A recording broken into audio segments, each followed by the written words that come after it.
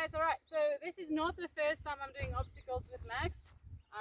Done it before, but I obviously couldn't make a video. So let's see how he goes today. This is the first time I can work him in a week's time because of the weather. So one of the first things I want to do is I just want him to walk around me nice and comfortable as he's doing right now, while I'm a bit higher off the ground. This will get him used to when I'm riding him. So once he's nice and quiet, like he's now, I ask for that hindquarters and I change direction. Good job.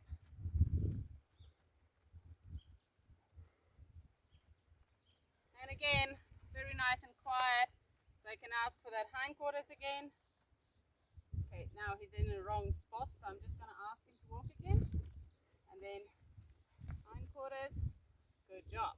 And then obviously the second obstacle that I want to do is just get him to walk over these logs. That just gets him to think about his feet and actually steps nicely. So let's go there. I want him to do it on his own. I'm not going to lead him over. I want him to stay at my side but direct himself over the logs. Very good.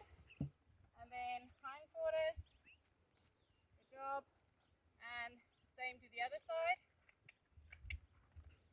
Good job.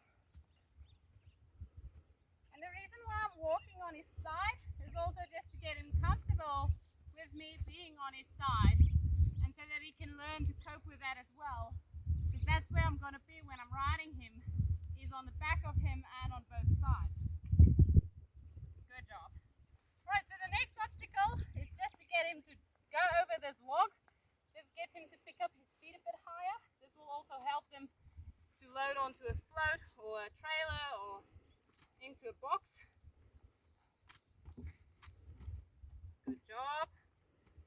And again, same to the other side. Good job. Right, so again, I want him to do it nice and quiet.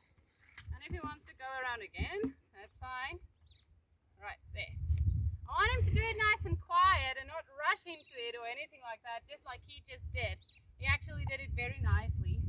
And then also, if I want to touch him, I don't want him to spook at it or anything like that. So another thing I can start working on with this horse is actually getting a bend and getting him to switch eyes. So what I do for a bend is just put my lead rope over, and then I stand on his side and I ask him to bend his head towards me without moving his feet. If he wants to move it, I keep the pressure. As soon as he bends there, he gets a release. Okay, let's see if we can get it to the other side a bit better inside of camera. So again, a bend. And there, once he gives his head, he gets a release. Right, so that's basically what happens when I start teaching him to switch eyes. The only thing that comes in now, the lead rope goes over.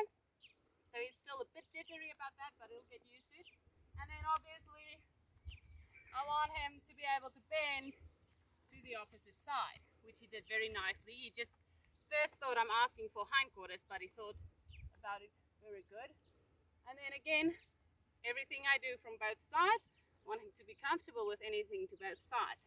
So again, I want him to just switch eyes, and then I'll ask for that hindquarters. Very good.